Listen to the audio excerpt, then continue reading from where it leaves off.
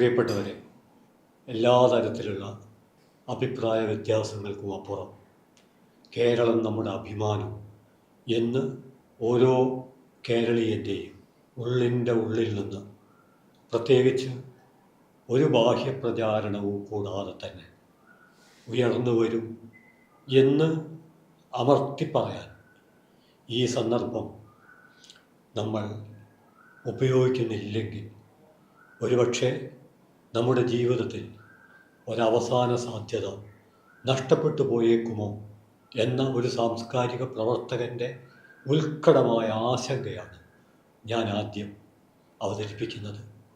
ഇത്തരമൊരു അവതരണത്തിന് എന്നെ പ്രേരിപ്പിച്ചത് ഇത്രമേൽ നാം ജീവിക്കുന്ന കേരളം സാമൂഹ്യ സാംസ്കാരിക രാഷ്ട്രീയ പൊതുജീവിതത്തിൻ്റെ സമസ്ത മണ്ഡലത്തിലും പ്രകാശം പൊഴിക്കുമ്പോൾ ഈ കേരളത്തെ ഫാസിസത്തിനെതിരെ ഒരു ഉരുക്കുകോട്ടയായി ഉയർന്നു നിൽക്കുന്ന നമ്മുടെ പ്രിയപ്പെട്ട കേരളത്തെ ഇല്ലാതാക്കാൻ, പൊളിക്കാനുള്ള ആസൂത്രിത ശ്രമങ്ങൾ ഒരു ഭാഗത്ത് നടക്കുമ്പോൾ മറുഭാഗത്ത് ഒരു പ്രചാരണത്തിനും വേണ്ടിയല്ല. ഈ അടുത്ത ദിവസങ്ങളിലായിരുന്നു പത്രത്തിൽ ആ വാർത്ത വന്നു. മനോരമയിലാണ് ആ അഭിമുഖം വന്നത്. ആ അഭിമുഖം എല്ലാ മലയാളികൾക്കുമുള്ള ഒരു ആദരവാണ്. വിദത് ബോച്ചാമയി എന്ന 2015 നോബൽ സമ്മാനം നേടിയ ലോകം ആദരവോടെ മനസ്സിലാക്കുന്ന, പ്രത്യേകിച്ചും ഒരു അധിനിവേശ യുദ്ധ പശ്ചാത്തലത്തിൽ സമാധാനം എന്നുള്ളത് എത്രമാത്രം ഹൃദയസ്പർശിയായ അനുഭൂതിയുടെ ഭൂമിയും ആകാശവുമാണ് എന്ന് നമുക്ക് ബോധ്യമാവുന്നൊരു സന്ദർഭത്തിൽ 2015 സമാധാനത്തിനുള്ള നോബൽ സമ്മാനം നേടിയ അവർ നമ്മുടെ കേരളത്തിൽ വരികയും കോഴിക്കോട് സന്ദർശിക്കുകയും ഇവിടുത്തെ വിദ്യാലയങ്ങളും ആശുപത്രികളും കണ്ടിട്ട് എത്ര മനോഹരമാണ് കേരളം, എനിക്ക് കേരളത്തിൽ നിന്ന് പോകാൻ കഴിയുന്നില്ലല്ലോ, കേരളം വിട്ടുപോകാൻ കഴിയാത്ത വിധം വിദത് ബോച്ചാമയ്യെ പിടിച്ചു നിർത്തിയത് നമ്മുടെ ആരോഗ്യരംഗത്തും വിദ്യാഭ്യാസ രംഗത്തുമുള്ള വലിയ മുന്നേറ്റമാണ്. അതുകൊണ്ട് ആദ്യമായി നമ്മൾ എല്ലാ അഭിപ്രായ വ്യത്യാസങ്ങൾക്കും അപ്പുറം കണ്ണുള്ളവർ കാണട്ടെ, കാതുള്ളവർ കേൾക്കട്ടെ, അവർ മനസ്സിലാക്കട്ടെ. ബോച്ചാമയുടെ ആ വാക്കുകൾ എനിക്ക് വിട്ടുപോകാനാവുന്നില്ല. മനോഹരമായ ഈ കേരളം, ഇത് ഏതെങ്കിലും ആശയപ്രചാരണ പ്രവർത്തനത്തിൻ്റെ ഭാഗമായി അവർ മുൻകൂട്ടി തീരുമാനിച്ച് പറഞ്ഞതല്ല. മറിച്ച് നമ്മുടെ വിദ്യാലയങ്ങൾ സന്ദർശിച്ചപ്പോൾ, നമ്മുടെ സാമൂഹ്യ ജീവിതത്തെ അവർ മനസ്സിലാക്കിയപ്പോൾ, പ്രത്യേകിച്ച് ആരുടെയും പ്രേരണ കൂടാതെ ഉള്ളിൽ നിന്ന് പുറത്തേക്ക് വന്ന ഏറ്റവും പ്രധാനപ്പെട്ട ഒന്നാണ്, ഞാൻ ഒരിക്കൽ കൂടെ സൂചിപ്പിക്കുന്നു, മനോരമ പത്രത്തിലാണ് വിദത് ബോച്ചാമയുടെ കേരളത്തെക്കുറിച്ചുള്ള അഭിപ്രായം. ഈ അഭിപ്രായം മുഴുവൻ കേരളീയർക്കുമുള്ള ഒരു വലിയ പുരസ്കാരമായി നമുക്ക് സ്വീകരിക്കാൻ കഴിയണം. അതനുസരിച്ച് ഈ മനോഹരമായ കേരളത്തെ മുറിവേൽപ്പിക്കുന്ന ഒന്നിനും അറിഞ്ഞുകൊണ്ടും അറിയാതെയും കൂട്ടുനിൽക്കുകയില്ല എന്ന പിന്മടക്കമില്ലാത്ത പ്രതിജ്ഞയിൽ നമ്മുടെ ജീവിതം പുളകം കൊള്ളണം. നമുക്കറിയാം ഇന്നത്തെ ലോക പശ്ചാത്തലം, ഇന്ത്യൻ പശ്ചാത്തലം. ഈ പശ്ചാത്തലത്തിനകത്ത് എങ്ങനെയാണ് കേരളത്തിന് ഈ വിധം പ്രതീക്ഷയുടെ ഒരു പച്ചത്തുരുത്താവാൻ കഴിഞ്ഞത്? അവിടെയാണ് നോം ചോംസ്കി, ലോകമാദരിക്കുന്ന മഹാപ്രതിഭ, ആ മഹാപ്രതിഭ ഇന്ത്യൻ അവസ്ഥയെക്കുറിച്ച് പറയാൻ ഒരൊറ്റ വാക്യമാണ് ഉപയോഗിച്ചത്: ഭയാനകം. സൂക്ഷ്മമായി ആലോചിച്ചാൽ ഇന്ത്യയിലെ പല സംസ്ഥാനങ്ങളിലും സംഭവിച്ചുകൊണ്ടിരിക്കുന്ന, ഒരിക്കലും സംഭവിക്കാൻ പാടില്ലാത്ത നിരവധിയായ കാര്യങ്ങളിലൂടെ ഒരു ചങ്കിടിപ്പോടെ അല്ലെങ്കിൽ നെഞ്ചിടിപ്പോടെ നാം കടന്നു പോകുമ്പോൾ നോം ചോംസ്കി പറഞ്ഞ അതേ വാക്യം, ഒരു ഡെക്കറേഷനുമില്ല, പച്ചക്ക് ഒറ്റ വാക്യം: ഭയാനകം. പക്ഷേ ആ കൂട്ടത്തിൽ നോം ചോംസ്കി പറഞ്ഞു, കേരളം ഒരു പച്ചത്തുരുത്താണ്, ഒരു പ്രതീക്ഷയാണ്.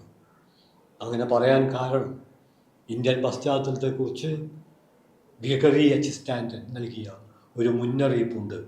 ആ മുന്നറിയിപ്പ്, ഇന്ത്യ ഒരു വംശഹത്യയുടെ മുനമ്പിൽ കിതച്ചു നിൽക്കുകയാണ്. ഓരോ ഇന്ത്യക്കാരനെയും പോരാ, ലോകത്തിലെങ്ങുമുള്ള മനുഷ്യരെയും വംശഹത്യ എന്താണ് എന്ന് ഒരിക്കൽ മനസ്സിലാക്കിയ എല്ലാ മനുഷ്യരെയും വേവലാതിപ്പെടുത്തേണ്ട, അസ്വസ്ഥപ്പെടുത്തേണ്ട ഒന്നാണ് ജനോസൈഡ് വാച്ചിൻ്റെ ചെയർമാനും സ്ഥാപകനുമായ ഗ്രിഗറി എച്ച് സ്റ്റാൻറ്റൻ്റെ നമ്മെ ആഴത്തിൽ പിടിച്ചു കുലുക്കുന്ന, നടുക്കമുണ്ടാക്കുന്ന ഇന്ത്യ ഒരു വംശഹത്യയുടെ മുനമ്പിൽ കിതച്ചു നിൽക്കുകയാണ്. എന്നാൽ അതേ സമയം തന്നെ നമ്മൾ കേരളത്തിൽ ജീവിക്കുമ്പോൾ നമുക്ക് അഭിമാനത്തോടെ പറയാവുന്ന ഒരു കാര്യം, 10 കൊല്ലമായി കേരളത്തിൽ സഖാവ് പിണറായിയുടെ നേതൃത്വത്തിലുള്ള ഇടതുപക്ഷ സർക്കാർ ഭരിക്കുന്ന ഈ 10 കൊല്ലം കേരളത്തിൻ്റെ ജീവിതം നമ്മൾ ഓർമ്മിച്ചെടുക്കണം. തൊട്ടടുത്തുള്ള സംസ്ഥാനങ്ങളിലടക്കം ഇന്ത്യയുടെ പല ഭാഗത്ത് കലാപങ്ങളും വംശഹത്യകളും ആൾക്കൂട്ട കൊലകളും ആക്രോശങ്ങളും അലർച്ചകളും ജനായത്തത്തിനെതിരെ, നീതിക്കെതിരെ നടന്നുകൊണ്ടിരിക്കുമ്പോഴാണ് കേരളം കലാപങ്ങൾക്ക്, കൊള്ളരുതായ്മകൾക്ക് അന്ത്യം കുറിച്ചുകൊണ്ട് സമാധാനത്തിൻ്റെ, സൗഹൃദത്തിൻ്റെ ഒരു അന്തരീക്ഷം ഇന്ത്യയിൽ എന്താണ് സംഭവിക്കുന്നത് എന്ന് ഒരു സാംസ്കാരിക പ്രവർത്തകൻ എന്ന നിലയിൽ തെരുവുകളിൽ സംസാരിക്കുമ്പോൾ, സർവകലാശാലകളിൽ സംസാരിക്കുമ്പോൾ പലർക്കും അത് മനസ്സിലാക്കാൻ കഴിയുന്നില്ല. മനസ്സിലാക്കാനുള്ള അവരുടെ കഴിവിൻ്റെ കുറവ് കൊണ്ടല്ല, കേരളത്തിൽ നിന്നുകൊണ്ട് ഇന്ത്യൻ അവസ്ഥ മനസ്സിലാക്കാനുള്ള ഒരു പ്രയാസമാണ് ഞാൻ പറഞ്ഞു വരുന്നത്. കേരളത്തിൽ നിലനിൽക്കുന്ന സമാധാനവും സൗഹൃദവും അത് കുറേ കൂടി ശക്തിപ്പെടുത്തുകയാണ് നമ്മുടെ ഉത്തരവാദിത്വം എന്ന ഏറ്റവും പ്രധാനപ്പെട്ട കാര്യമാണ്. അമർത്യാസെന്നിനെ പോലുള്ള, നേരത്തെ ഞാൻ വിദത് ബോച്ചാമോയെക്കുറിച്ചും അതുപോലെ തന്നെ നോം ചോംസ്കിയെക്കുറിച്ചും പറഞ്ഞു. അതോടൊപ്പം തന്നെ അമർത്യാസെൻ കേരളത്തിന് നൽകുന്ന അഭിവാദ്യം, ഇതെല്ലാം ചേർത്ത് വെക്കുമ്പോൾ ഈ 10 കൊല്ലത്തെ കേരളത്തിൽ സഖാവ് പിണറായി വിജയൻ മുഖ്യമന്ത്രിയായിട്ടുള്ള ഇടതുപക്ഷ സർക്കാരിൻ്റെ, നമുക്കറിയാം, എംഎൽഎമാർ, ബഹുജന പ്രവർത്തകർ, സാംസ്കാരിക പ്രവർത്തകർ, സകലരും അവർ നടത്തിയ ഇടപെടലുകൾ, അതിൻ്റെ ഒക്കെ അടിസ്ഥാനത്തിൽ കേരളം സൗഹൃദത്തിൻ്റെ, സ്നേഹത്തിൻ്റെ, സംവാദത്തിൻ്റെ ഒരു കേന്ദ്രമായി തുടരുകയാണ്, ഒരു പച്ചത്തുരുത്ത്.